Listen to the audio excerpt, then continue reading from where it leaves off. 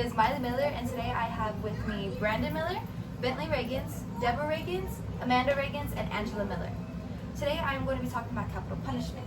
So to begin with, imagine yourself in a situation where your family member was put on death row for a crime everyone knew they committed. You look to your left and you see the family of the victim crying hysterically in complete shambles. Can you understand their side of the story? If they look at you and see your anger, can they understand your side of the story? Is there a balance between both sides? The purpose of my speech today is to provide you pros and cons of capital punishment. I am credible to talk about this because I have done excessive amount of research over the past couple weeks over capital punishment. So to begin with, I'm going to cover my first 4 points. My first point for pro is that capital punishment can provide a new chapter for the victim's family. My second pro will be that capital punishment can protect police officers all over America. My first con will be that there are wrongful executions everywhere, and every day there can be new evidence found to prove someone's innocence.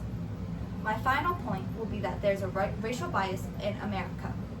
After covering my points, I'm going to begin with my first pro point. Capital punishment can provide closure for victims' families. In 2003, there was a court case called Roberts versus Arkansas. Carl Roberts was a man who killed his niece, Andrea Brewer, in 2003 and was given the death penalty for it. Rebecca Petty, Andrea's mother, and her family were sadly not allowed to watch his execution. But during his execution, Roberts came out and stated that his mental health was not high enough for death row. Well, they halted his execution and he continues to sit on death row today. Rebecca is a big advocate for capital punishment and has made a bill to make it to where only the victim's family is allowed to watch the execution. That bill is still being processed today. My second example will be the case of Nance versus Arkansas. Eric Nance was a man who murdered this woman named Julie Heath. Well, when he was convicted and put on death row, Heath's family has came out and said that they are happy that he is away and that he is gone forever and that he's not allowed to hurt anyone else. And that it has provided closure for them even though nothing will change on. Moving on to my next pro is that capital punishment can help and protect police officers all over America. As everyone knows, assaulting a police officer is a big crime. Police officers have stated all over America in states that have capital punishment that they feel protected and safe knowing that if someone hurts them, something is done about it. And continuing with that, states in America that do not support capital punishment reserve capital punishment for police officers only. An example of this was in Pittsburgh, Pennsylvania. A police officer named Sean Solgansky was murdered by a man named Jonathan Morris. Jonathan Morris was convicted of capital murder and was given the death penalty. His execution was a shock to everyone in Pennsylvania because Pennsylvania had not had an execution since 1999. And since 2023, when his execution was, they have yet to have another. This is the only time that Pennsylvania has ever brought back the death penalty. After reviewing my pros, I will move on to my cons. My first con being that the death is permanent and capital punishment can have wrongful executions and there's new evidence that comes out and proves innocence. My first example will be a fairly recent topic. It is the case of Williams versus Missouri. There was a man named Marcellus Williams who was executed and because he was accused of killing this woman named Gail. Gail's family has came out and said that life without parole for Williams would have sufficed for them, but Missouri did not carefully and thoroughly go through his case, and after he was executed on September 24th, 2024, there was new evidence found to prove his innocence. My next example for this will be the court case of Davis versus Georgia. In 1989, Troy Davis was accused of killing and shooting a man in a park. He left before the shooting even happened.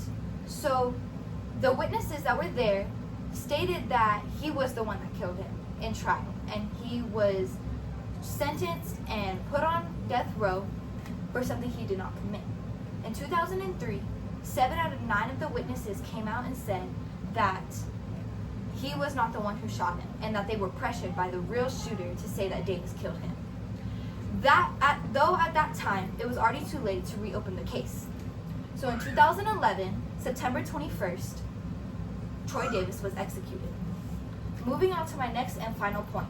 There's a racial bias in America, and it makes it hard for people of color to beat the criminal justice system. My first example for this is in 1983, there was a man named Carlos de Luna. He is a Hispanic man who went to a bar with one of his other Hispanic friends. He left the bar and came back and saw his friend brutally murdering the store clerk. When he heard police sirens, he ran and hid under a truck because he did not want to be associated with that, knowing that he did nothing wrong. The vague description of the perpetrator was that he was Hispanic and that he was wearing a gray sweatshirt. Well, when the police found him, Carlos matched that exact description. There was no physical evidence to prove that Carlos was guilty, and so his case was based solely on accusations and wrongful testimonies. He was found guilty and then executed in 1989. This was the case of De Luna versus Texas. In 1944, the case of Stinney versus South Carolina is a case where a 14-year-old black little boy, George Stinney, was accused of killing 2 white girls. His trial was completely unfair. As we all know, trials can take up to several months. George's trial only lasted 2 hours, and he had a full white jury where all of the jurors deliberated for only 10 minutes and automatically found him guilty. There was no physical evidence to prove his guilty.